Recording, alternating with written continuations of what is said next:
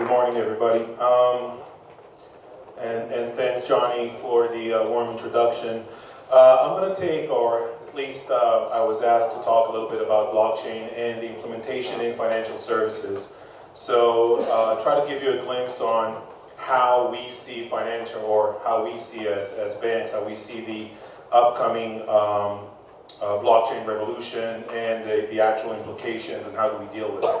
So I will try to give you an insight on the way that we think about things and how we process the information. But first, kind of an introduction, who I am. I mean, we can do a kind of one-to-one introduction afterwards in the networking sessions. A little bit about myself. My name is Chaim. I'm the CTO at Bank Hapoalim. I wasn't just parachuting into that role. I did pretty much what everybody in this room already did. Enjoyed the startup ecosystem in Israel. Started at the top, at the bottom with R&D roles, grinding my fingers, working through companies that kind of no longer here, like Lucent, that blended into Alcatel. The bottom line is really with a technical background in anything from applications, infrastructure, hardware, and software. I relocated to the States in late 2004. Worked in a couple of companies over there, Cisco being one of them, and then eventually recruited by Morgan Stanley. Most of my career, I supported financial services, both from the vendor side and eventually became one of the bad guys. And about a year and a half ago, I got a very interesting offer to join Bank Hapoalim, take my family and bring them back into Israel. So we have quite a big family, right? I have 4 kids, a dog, and a month ago, we have a little hamster named Bobby that joined the family. So I don't get to sleep much, so I apologize if I seem a little bit tired, but I think it's understandable. My youngest kid is about a year and 2 months old, okay? My oldest is 12 years old. That's me. So without further ado, let's get into blockchain. So when we talk about financial services, we see different waves of disruption. We're looking at the world changing right, beneath our feet or all around us. Customers, partners, technology vendors, financial ecosystem. We see new cooling initiatives in the form of virtual coins, disruptive technologies that are threatening to actually change the way that we do business. And you wouldn't believe how deep that goes, all the way from the user experience down to the way that we process and build our applications. There's the big 4. I have a different slide dedicated for those. The digital crowd, the way that actually human behavior changes, and obviously demographics, right? The change in world demographics, and when we look at Israel, we're looking at the microcosmos that is the Israeli demographic bubble and how that changes and how we need to bridge the gap between the digital, phygital, and human face-to-face services with our clients. So to understand how blockchain ties into this, I want to give you 6 main driving forces. All right, I want to offer a work process that takes under account 6 main driving forces that every time I see a startup, a fintech, somebody that comes with the promise of blockchain. By the way, blockchain cool implementations, not only in the financial services space, right? I hope everybody knows that. But every time we see something like that, I take account for these 6 different waves that are hitting us on a constant basis. The first being the hype cycle, okay? I think that we realize that we are in the middle of a hype cycle.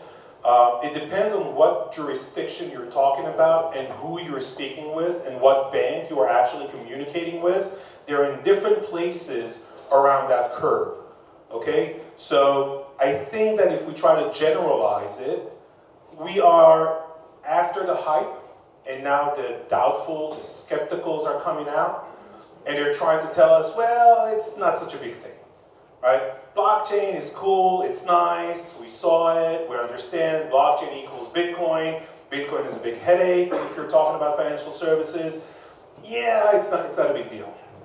I think that there's a little more ways to go to understand that really we're probably getting out of that slope and into the plateau of productivity.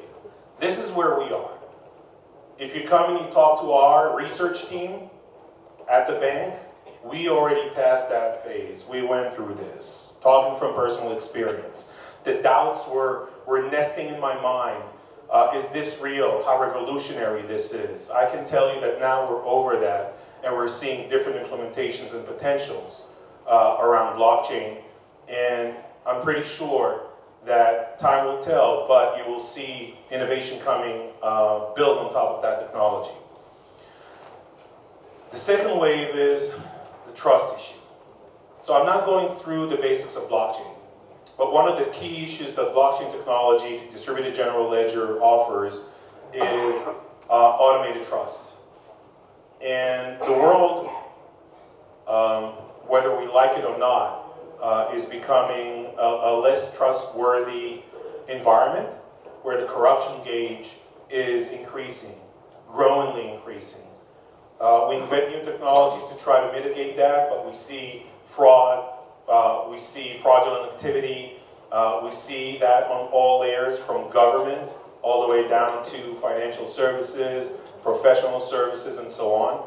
Open the newspaper today if you're a Hebrew reader, and most of the front pages are spread with corruption articles from all around the social economy. And that actually feeds into the need of creating or building a solution that offers trust. Okay? Blockchain fits into that pretty nicely. The third element, which I think is really one of the driving forces, is that we all share a new enemy. Not really an enemy, right? But a new threat, a new risk, right? And it is bad. No, it's not bad like bad. It's actually stands for the big, anti-competitive, addictive, and destructive to democracy technologies out there. And when we say that, we really kind of enjoy the shift of focus. If you're thinking about 2008, there was a huge wave going against Wall Street. Everybody remembers Occupy Wall Street, the Occupy Wall Street movement, right? And then the BBB movement around the world, the big bad bank, not the burger joint over here in Israel, right? So if you took a stroll to New York, 2008 to 2012, 2013, walked down to the Bull area over there, had a conversation with some Wall Street bankers, you would hear them talk about that. A lot of social focus on how dare you guys destroy our economy and create losses. The big bad banks are here to corrupt us and disrupt us. And now there's a new enemy. And the new enemy has a new name, and the name is GAFA. So Google, Amazon, Facebook, Apple, and they are playing with our minds. They're impacting in ways that you will not believe the way that we actually transact, interact, and behave on a daily basis. I'll offer a couple of examples. Example number one, we are facing a new generation that lives and breeds instant gratification. Okay, no patience. They want everything and they want it now. You know why? Because they carry the internet in their pocket and everything is accessible. And when everything is accessible and you want to hear or play a song, you just Google it or you YouTube it and you hear it. If they bought a brand new pair of shoes, they want to show them off. They don't wait till the school day, the day after. They do it right now. They post it on Instagram and they count the likes. So the gratification comes also with the recursive feedback. And when that generation grows up and comes and meets the financial institutions, right, they expect the same level of immediacy. Hey, I deposited my money. I want to use it now. I don't want to wait for the next business day. Or, you know, I changed my mind. I want a refund. I don't want to wait 3 business days for you to process that. I want it right now. I want to see the state of my investment portfolio. I want to trade in stocks. I want to do everything now on the tips of my fingers, and I want it to be accessible on the platform of choice. So there's a lot of change in human behavior around that. The next thing is the identity crisis. So piggybacking on the fact that we all live within those GAFA walls, every single one of us has an account in one of those four, okay? Every single one of us. Anybody doesn't? 0 hands. And if you raised a hand, I wouldn't believe you, right? Every one of us has an account over there. And the identity crisis is really something that we are not aware of. There are 2 identities. Each and every one of us carries at least 2 identities, and I'm simplifying things. We have our real identity, driver's license, social security number, right? Zehut, whatever. That's where you live your regular lives. And then you have your virtual identity. But guess what?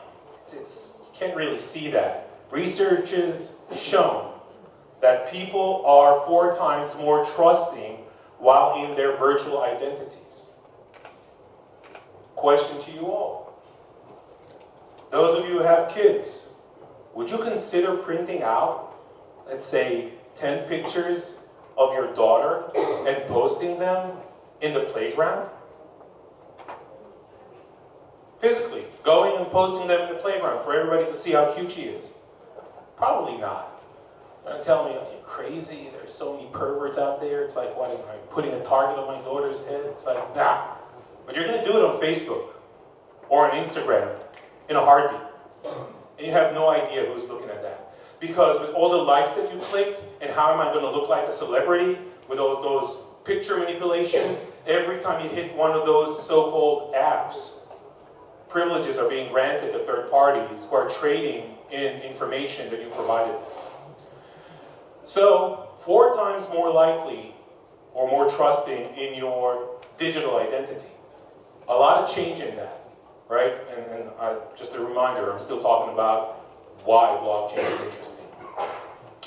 So when you look at that, and you think about all the networks and all the social presence that we have, right?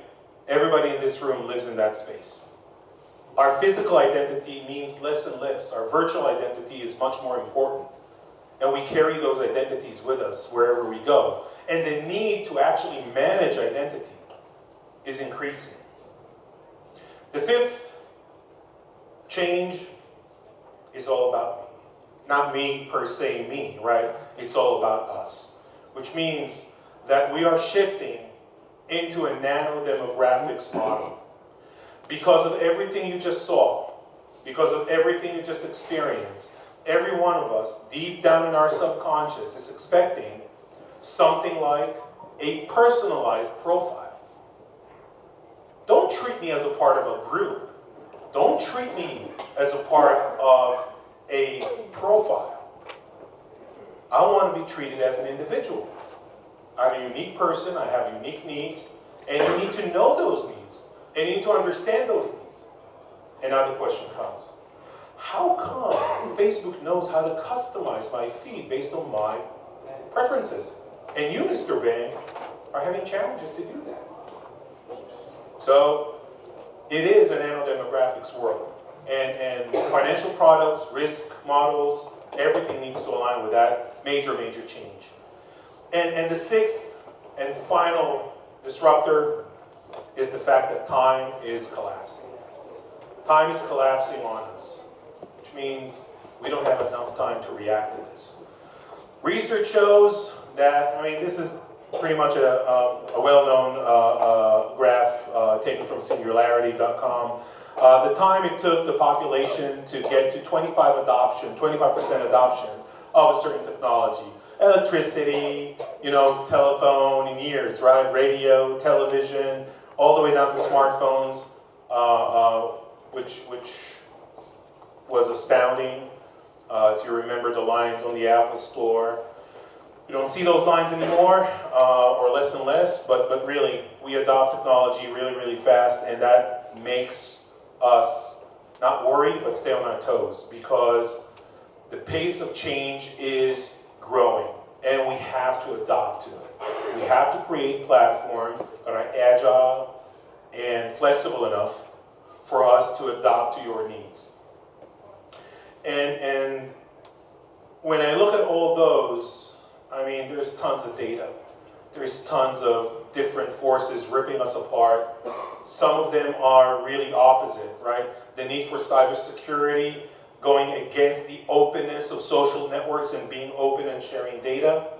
Sharing data but keeping your privacy, two opposite forces, and you have to find the mix between them. And we sit over there looking at everything like I really know what's written over here, right? But we look at all those data bits and we need to make a decision. And in order to try and look how blockchain fits into this, I will offer you the FITS model, right? The FITS, F-I-T-S model, which really means, I'm going to look at it from different aspects. The first being fraud, right? Is there fraud on the application or the use case I'm looking for? Do I have a fraud challenge? Hint, hint, most cases, yes there is, okay? We're living in a very untrusting world. The second element that we'll be looking at is the intermediation, right? So the question that we really need to ask ourselves, and this is a very tough question, does the middleman provide any value? Can I automate that? If we provide value in the human mediation, blockchain is not the right fit. If there's a value that you cannot automate, that's not the way to go. Not based on the existing technology. But regardless, if we can cut or disintermediate the middleman, life is good. This is where we need to put blockchain into use. Having said that, the third element that we need to look at is throughput. Throughput is key.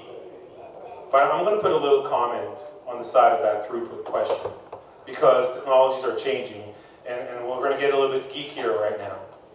Blockchain is an implementation of a technology that is called distributed general ledger. About a year ago, a year and a half ago, that was the technology. Today, we're seeing different permutations of blockchain offering the same level of disintermediation, similar level of trust, but with much higher computational power. There are two elements that are driving the change in that question. The first is a software-driven one. All the mathematicians over here, we're counting on you, or the computer, all the computer engineers, we're counting on you as well. So two elements, the hardware and the software. Hardware keeps evolving, Moore's law. We see more and more power. The second thing is we're getting into much more efficient mathematical models, and we're seeing permutations and different alternatives, IOTA being one of them, and others. I'm getting the sign that I need to cut it short. All right, offer the fourth one. We're almost done, and that is stable data. Guys, this is the key element. Things that people don't really realize. Stable data means that once you wrote in the general ledger, it is there for keeps. There's something that Israel doesn't really touch, but the US markets are really in, and the European markets are really into empowering the end user. And there's one right that every individual has, and it is the right to be forgotten. You have the right to erase your digital identity from your providers. It's your data. Currently, when you're looking at the distributed general ledger, you can't really do that if you're buying into the full decentralized model. So now, in the decentralized world, where people talking about open public blockchain, they're saying, yeah, we'll need to appoint some oracles. If you need them. Oracles are going to be individuals that have administrative privileges to manipulate the distributed general ledger. Well, cool, even if you find the technology that can do that, that's no longer decentralization. So the need for some sort of centralized governance already exists. So the world is becoming smarter, Internet of Things, supply chain, smart environments, smart people, smart living, all of those elements eventually are definitely parts in the decision-making process when you're thinking about the role of blockchain as a technology within your business applications. But many stars are out there, and it's not enough. Cool picture of stars. I like stars. What I'm trying to say over here, that the stars need to align in order for us to take the next step. Right? Technology, innovation, regulation, and maturity are critical to align eventually and pave the path for us to start taking this to the next level, regardless of what the application is. A cryptocurrency or anything else. But the key thing that will drive the pace of adoption is the mass user demand. If there's no mass user demand, then organizations will take more time to sit and bake this technology. So what I'm trying to say is that eventually, don't look at us, because this is all about you. You, not as innovators and entrepreneurs, obviously that is given. You as users, right? You as users will define and dictate how this technology and when this technology will be adopted. We're very in tune to the customer base. We're hearing demands. We're analyzing them. I hope I was able to give you a little bit of a glimpse on how we actually, from our standpoint, look at this disruption and try to adopt to it and actually embrace it in the production environment and in the real world global financial ecosystem. So with that, I thank you for your attention and wish you a very successful and enjoyable day. I'll be available outside for our mingling session. Thanks, guys.